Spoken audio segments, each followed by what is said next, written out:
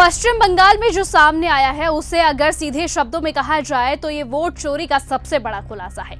चुनाव आयोग पर बेहद गंभीर सवाल खड़े हो चुके हैं और एसआईआर यानी कि स्पेशल इंटेंसिव रिवीजन के नाम पर जो खेल चल रहा है उसने लोकतंत्र की जड़ों को हिला दिया है। सवाल यही नहीं कि गड़बड़ी हुई है या नहीं, सवाल ये है कि चुनाव आयोग अब कानून को ही मानने से क्यों कतरा रहा है। दरअसल पश्चिम बंगाल में एसआईआर की प्रक्रिया के दौरान ये सामने आया है कि चुनाव आयोग ने मतदाता पंजीकरण अधिकारी यानी कि ईआरओ के अधिकार ही छीन लिए हैं, जबकि कानून ये साफ कहता है कि किसी भी मतदाता का नाम वोटर लिस्ट से हटाने, नोटिस भेजने और नागरिकता पर सवाल उठाने का अधिकार सिर्फ ईआरओ के पास होता है। लेकिन बंगाल में ये पूरा सिस्टम ही बाईपास कर दिया गया है। ईआरओ को जानकारी दिए बिना ही वोटरों को नोटिस भेज दिए गए, उनके नाम काटे गए और उनसे नागरिकता साबित करने को कहा गया। सबसे चौंकाने वाली बात यहाँ पर यह है कि चुनाव आयोग ने अपने एक सॉफ्टवेयर और पोर्टल के जरिए पहले से ही भरे हुए नोटिस जारी कर दिए।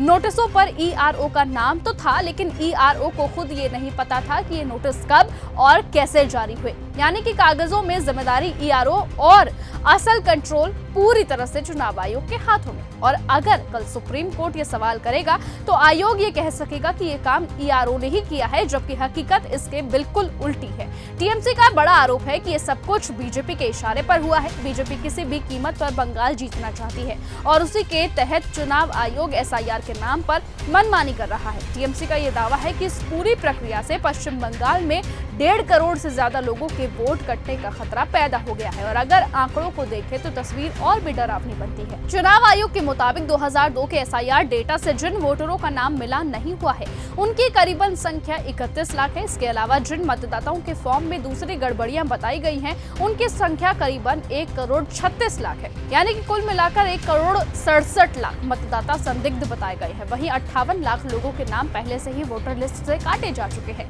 इसी तरह से कुल आंकड़ा करीबन 2 करोड़ 25 लाख तक पहुंच गया है। और हैरानी की बात यह है कि बीजेपी नेता पहले से ही दावा कर रहे थे कि बंगाल में करीबन 2 करोड़ वोटर्स के नाम काटे जाएंगे। अब सवाल उठता है कि क्या ये सब कुछ पहले से टारगेट के तहत हुआ है? क्या चुनाव आयोग को आंकड़े दिखाए गए हैं, दिए गए हैं और उसी हिसाब से एसआईआर को चलाया गया है? और अगर ऐसा नहीं है तो फिर ईआरओ को अधिकार क्यों छीन लिए गए? कानून को दरकिनार क्यों किया गया? पश्चिम बंगाल सिविल सेवा अधिकारी संघ ने भी इस पूरे मामले पर गंभीर आपत्ति जताई।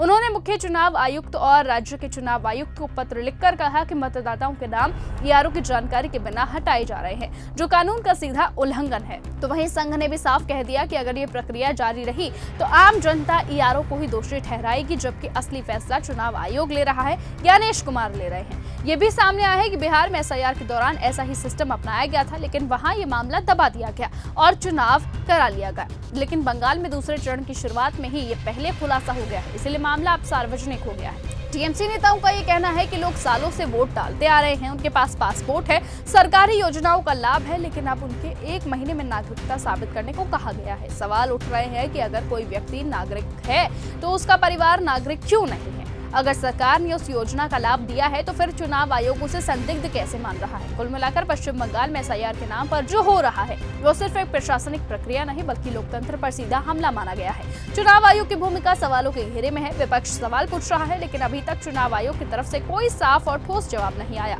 अब देखना होगा कि सुप्रीम कोर्ट इस पर क्या रुख अपनाता है। क्या पश्चिम बंगाल के करोड़ों मतदाताओं का वोट बच पाएगा या नहीं? लेकिन फिलहाल अब ये देखना होगा कि क्या सचमुच चुनाव आयोग ने इस तरह की गड़बड़ियां की है कि ज्ञानेश कुमार अब फंस रहे हैं। जो भी होगा देखना दिलचस्प होगा कि आखिरकार सुप्रीम कोर्ट अपना फैसला क्या सुनाता है। तब तक के लिए बने रहिए और ऐसे ही देखते रहिए न्यूज गंगा। नमस्कार। अगर आपको यह हमारा वीडियो पसंद आया हो तो इसे लाइक और शेयर करना बिल्कुल ना भूलें। साथ ही हमारे चैनल न्यूज गंगा को सब्सक्राइब और फॉलो जरूर करें ताकि देश और दुनिया की हर बड़ी खबर आप तक सबसे पहले पहुंचे।